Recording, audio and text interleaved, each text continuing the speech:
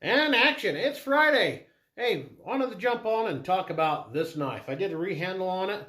Here's what's left of the other one. I did take some pictures before I tore it apart, just to make sure I kind of had an idea what I wanted to do. We did go with a little bit larger handle material. Probably extended it out, probably about a ½ inch from the original. One thing about this knife is if you can see this line's right here, traced right here, and there's barely any metal between that pin and such, just barely holding on there. A little more thickness there. So I brought the handle material up just a little bit more onto the blade, give it a little more stability.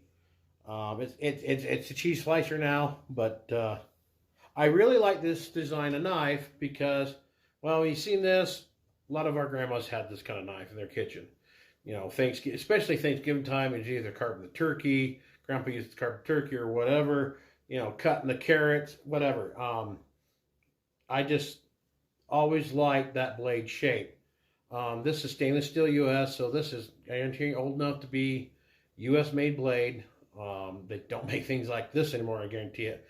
For as the rest of the shape it was, it still had pretty good sharp edge. I had to dull it a little bit so I didn't slit a finger or two. One thing was really cool. So as you can see, the tang, like I said, is very short. And that's what she said. I know, people. Come on, work with me. So to do this and get it nice and even, instead of carving out and do an inlay on each side of the handle material, because these are two different pieces, I opted out to do some liner material. As you can see, it goes all the way around, comes up, it'll come up in here. You won't see the tang from this side, but only from here. I did that for a purpose. I'll leave a lot more material here to give it more reinforcement. Again, not much there. Again, probably not going to carve a serious turkey with this anymore, even though they worked pretty good back in the day. But I digress, so I'm going to clean this up and trim it up. So what I did is I took and drew, like I did here, traced this tang out on the liner material, trimmed it off, went over the grinder, trimmed around everything else, got it up, super glued it to one side of the handle material, drilled some holes through the liner material so the epoxy gets through that into the other handle material. It's going to be a real great thing.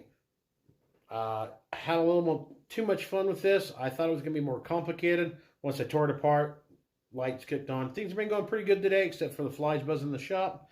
Other than that, hey, we're having a great time. Let us know, does your grandma got one of these? Like, share, and follow and subscribe. And as we say in the shop, stay sharp, America. Thanks for joining us.